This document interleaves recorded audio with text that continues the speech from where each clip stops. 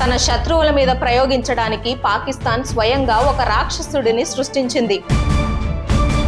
కానీ ఆ రాక్షసుడు ఇప్పుడు పాకిస్తాన్నే పీక్కు తింటున్నాడు. ఆ రాక్షసుడి పేరే తాలిబాన్. అసలు పాకిస్తాన్కు తాలిబాన్లకు మధ్య ఉన్న బంధం ఏంటి? ఒకప్పుడు జిగ్రీ దోస్తులుగా ఉన్న వీళ్ళు ఇప్పుడు ఒకరినొకరు చంపుకునే స్థాయికి ఎందుకు వచ్చారు?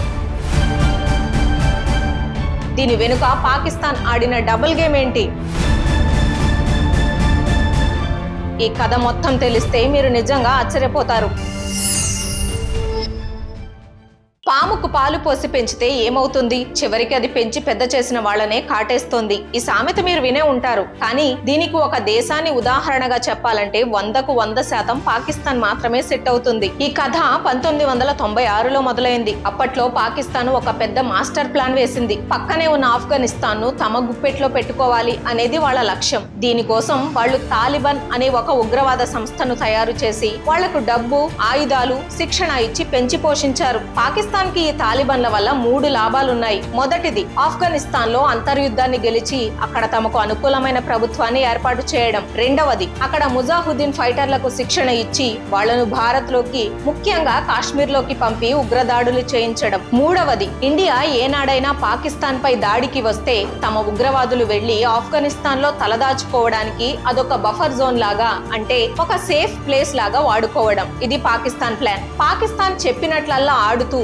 ఆఫ్ఘనిస్తాన్ లో తాలిబాన్లు బలపడ్డారు. అంతా వాళ్ళు అనుకున్నట్టే జరుగుతోంది అనుకున్నారు. కానీ 2001లో ఒకే ఒక సంఘటన మొత్తం కథను మార్చేసింది. అదే అమెరికాపై జరిగిన 9/11 ఉగ్రదాడి. అమెరికా జంట టవర్లను నేలమట్టం చేసిన ఆ దాడికి mastermind Osama bin Laden. ఆ లాడెన్ కు ఆశ్రయం ఇచ్చింది ఎవరో కాదు, తాలిబాన్లే. ఇక అమెరికాకు వచ్చిన కోపం అంతా ఇంత కాదు. అప్పటిదాకా ప్రపంచానికి పెద్దన్నలా ఉన్న అమెరికా నేరుగా పాకిస్తాన్ కాలర్ పట్టుకుంది. చూడు పాకిస్తాన్, ఇప్పుడు నువ్వు మాతో ఉంటావా లేదా ఉగ్రవాదులతో ఉంటావా? తేల్చుకో. మాతో లేకపోతే మిమ్మల్ని బాంబులతో నాశనం చేస్తాం అని వార్నింగ్ ఇచ్చింది. ప్రాణ భయంతో వణికిపోయిన పాకిస్తాన్ వెంటనే అమెరికాకు సరెండర్ అయిపోయింది. అయ్యా, నేను మీ మనిషినే, నాకేం తెలీదు, మీ ఇష్టం వచ్చినట్లు చేసుకోండి అని అమెరికా ముందు సాగిలపడింది. అమెరికా సైన్యం ఆఫ్ఘనిస్తాన్ లోకి ఎంటర్ అయి తాలిబాన్లను వేటాడడం మొదలుపెట్టింది. అమెరికా దెబ్బకు తట్టుకోలేక తాలిబాన్లు ప్రాణాలు అరచేతిలో పెట్టుకుని పారిపోయి పాకిస్తాన్ బోర్డర్లలో దాక్కున్నారు. ఇక్కడే పాకిస్తాన్ ఒక పెద్ద డబుల్ గేమ్ ఆడింది. పైకేమో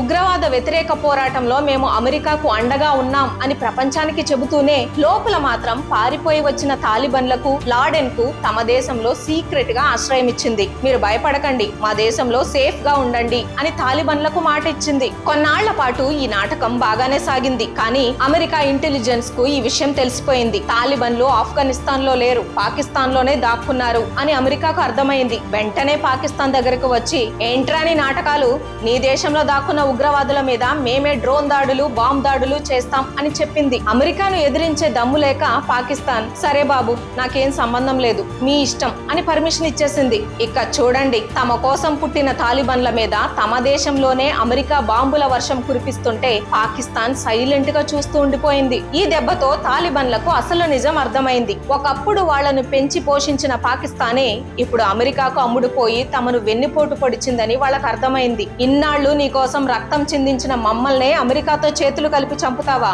నువ్వు పచ్చి ద్రోహివి. ఇప్పటి నుండి ఆఫ్ఘనిస్తాన్ కాదు, పాకిస్తాన్ ప్రభుత్వమే మా మొదటి శత్రువు అని డిక్లేర్ చేశారు. అలా 2007 కాలంలో పుట్టిందే తెహ్రీక్ ఏ తాలిబాన్ పాకిస్తాన్, TTP, అంటే పాకిస్తానీ తాలిబాన్. అప్పటి నుండి మొదలు పెట్టి నేటి వరకు వాళ్ళు పాకిస్తాన్ మిలిటరీ మీద, పోలీసుల మీద వందలాది దాడులు చేస్తూనే ఉన్నారు. ఆఫ్ఘనిస్తాన్ కంటే ఇప్పుడు పాకిస్తాన్ లోనే తాలిబాన్ల దాడులు ఎక్కువగా జరుగుతున్నాయి. ఇండియాను నాశనం చేద్దామని ఉగ్రవాదులను పెంచితే ఇప్పుడు ఆ ఉగ్రవాదమే పాకిస్తాన్ ను బలి తీసుకుంటోంది. కర్మ అంటే ఇదేనేమో కదా. ఒకప్పుడు పాకిస్తాన్ ఆడిన ఈ డబుల్ గేమ్ గురించి, ఇప్పుడు వాళ్ళు పడుతున్న పరిస్థితి గురించి మీరేమనుకుంటున్నారు? కింద కామెంట్స్ లో మీ అభిప్రాయం చెప్పండి. ఈ హిస్టరీ మీకు ఇంట్రెస్టింగ్ గా అనిపిస్తే ఖచ్చితంగా వీడియోని లైక్ చేసి మీ ఫ్రెండ్స్ కి షేర్ చేయండి. ఇలాంటి మరిన్ని ఇంట్రెస్టింగ్ జియో పొలిటికల్ స్టోరీస్ కోసం మన ఛానల్ ని సబ్స్క్రైబ్ చేసుకోండి. జై హింద్.